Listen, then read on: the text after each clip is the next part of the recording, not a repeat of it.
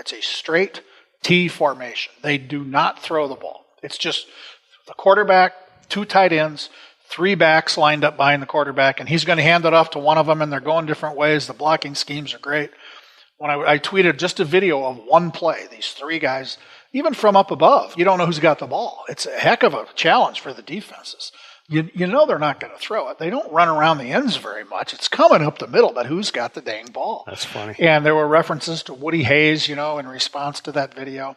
And it's really old school stuff, but they really run it well. And you know how much time goes into something like that. This was, played on real grass with kind of a drizzly, cold night. It was old school and really, really fun to watch. And I realized as I was watching the game, so Owatonna is ranked number 1. I've seen them in 5A. Elk River's number 2. St. Thomas Academy is number 3. They're all undefeated with 2 games left in the regular season. And man, that is a good trio at the top of 5A. This is going to be fun as we get the postseason rolling here in a couple weeks. Cool. And there was some cool stuff going on besides the game. Remarkable halftime performance. Here comes the Elk River dance team. That happens a lot. Here comes the dance team. But every one of the girls was dancing with their dads. Really? So dads had been rehearsing their dance moves, and they weren't great. They weren't as good as their daughters, but they were out there, all of them wearing the same T-shirt, and that was really spectacular. And then after the game, this happens sometimes, but I don't see it as much as I wish I did. Both teams, meet with their coaches in the end zones. Everybody's on a knee. And then after the coaches are done, both teams come to the 50-yard line, and they come together as one big group. I don't know if they were praying. Everybody has their helmets off. They're all kneeling, their heads down. I couldn't hear. I wasn't right in the middle of it, but a really nice, cool moment. And then they all kind of put their helmets in the air. You got red helmets and blue helmets up in the air together from these 2 schools in the same district. A lot of these kids know each other. And that was pretty neat. So a great night in Elk River on Friday night. Awesome. Cool stuff. Yeah. The Twin Cities Marathon had a high school storyline. This is remarkable. We didn't even know Tierney Wolfgram was running the marathon. She's a sophomore at Math and Science Academy in Woodbury. So she's in 10th grade. She's already won 2 state cross-country championships. She's won state championships at 1,632 meters and 3,200 meters in the trek. So she's won 4 state championships. A week earlier, she ran the GRIAC, which is a 5K. Mm-hmm. And now here she runs the Twin Cities Marathon. That was just her warm-up. Yeah, that's right. She got limbered up at the GRIAC. She's not only running this marathon, she led this marathon for a while. Wow. It's this 15-year-old girl from Woodbury, and she finished 6th. And 2 hours, 40 minutes, and just unbelievable. I saw somebody comment that if she had been running the Chicago Marathon, which was the same day, her time would have put her 19th. That's a world-class marathon. This is a 15-year-old. So it's remarkable. Tierney is not much for talking to the media. I've talked to her before. And, hey, she's 15 years old. That's fine. There's nothing wrong with that. So I think she's kind of staying away from publicity, but that's fine. She needs to rest. The high school cross-country season is still rolling, and we'll see what happens when we get to the state meet down at St. Olaf in Northfield later on here. But congratulations to Tierney Wolfgram from Math and Science Academy in Woodbury for a 6th place finish at the Twin Cities Marathon. Great stuff. Let's go to some quick hits. Once again, go to bitesquad.com, download the Bite Squad app, use the promo code TALKNORTH, all caps, one word, to get your first delivery free. I know, Bite Squad doesn't deliver everywhere. But if it delivers in your area, you can do us a big favor by using it and saving a few bucks on delivery. They deliver great restaurants. I use it all the time. And if you know anybody who lives in the metro area or an area where they have Bite Squad, or any place across the country that has Bite Squad, that would also help us out. We do appreciate it. Big numbers. Some big numbers this week. Wilmer volleyball coach Tracy Grusing. Congratulations on her 500th career win as a volleyball coach. That's a lot of winning volleyball. Wow. So congratulations to everybody in Wilmer. Carl Lemke's the football coach at St. Croix Lutheran. He got his 300th win, becoming only the 7th football coach in Minnesota high school history to win 300 games. That's remarkable. Way to go, Carl. Randolph High School. There's something special about Randolph High School, Jim, just down south of the Twin Cities here. They have a big cancer fundraiser at a volleyball match every year, a Dig Pink event. Last year, they were number 1 in the country in Dig Pink events. They raised $17,000. This year, $24,000. This is a one-night volleyball match with lots of different ways to raise money there's an auction and you can buy this and buy that and put money in this bucket and that bucket. But they are number one in the nation. Randolph High School volleyball. That's a little community, and people really have made this their thing. And it's just an amazing deal. So hats off to everybody in Randolph.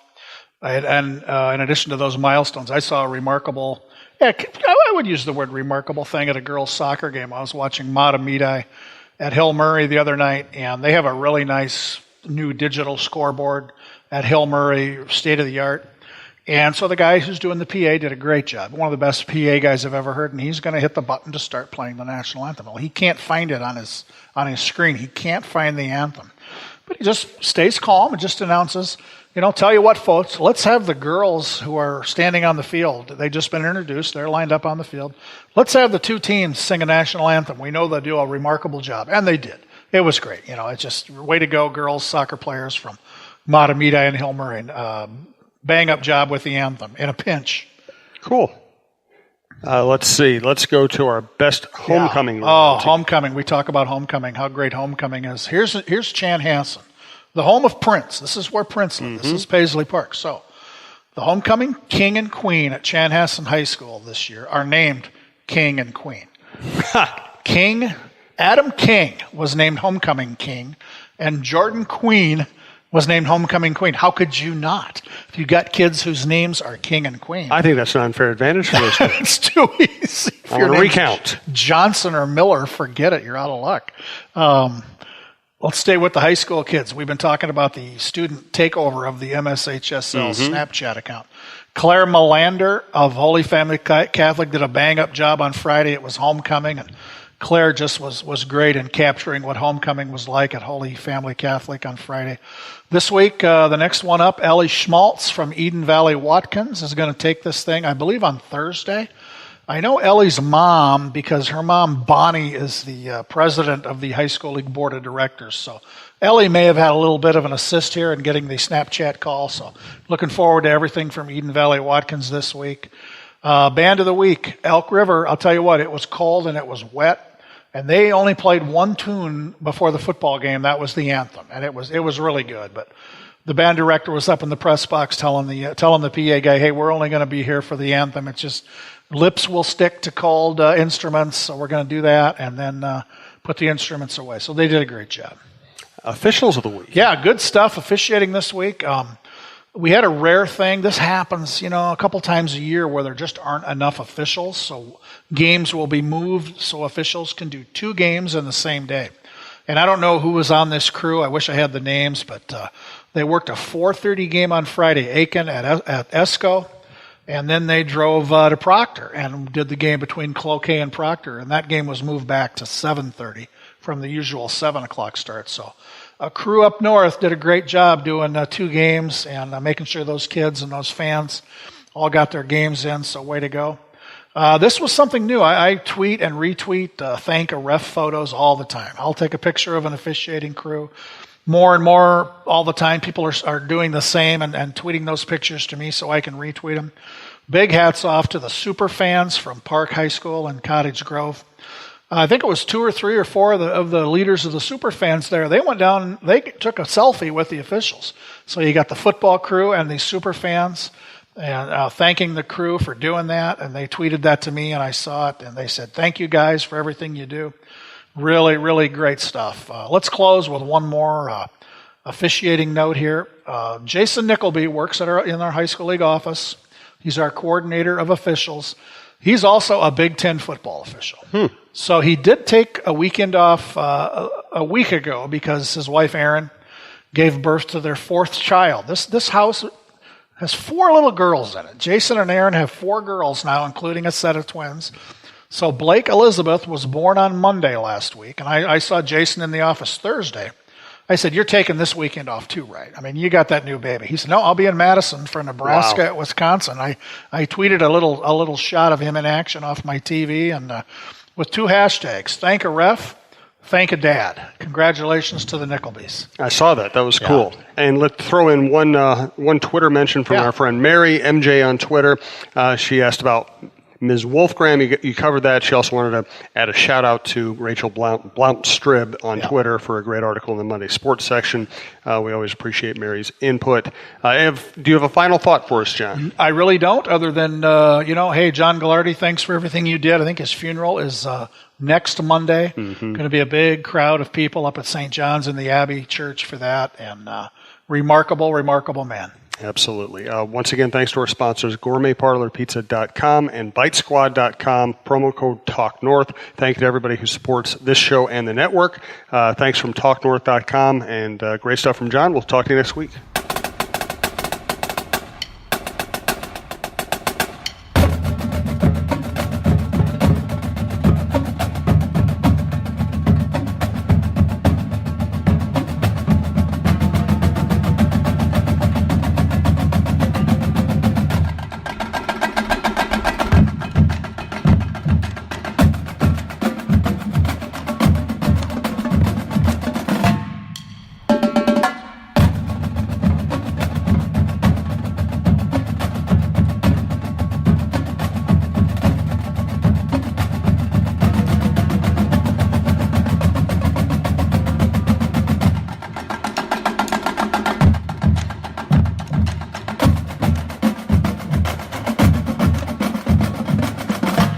You just want to provide the best service you can, and you know marketing is vital to build your business, but it's also overwhelming and confusing.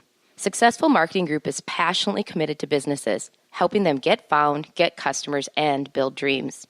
Successful Marketing Group understands your problems and truly wants to help you be successful, providing digital marketing packages with proven results. Go to successfulmarketinggroup.com/Cheryl Reeve for a free 45-minute audit and action plan. That's successfulmarketinggroup.com/Cheryl Reeve.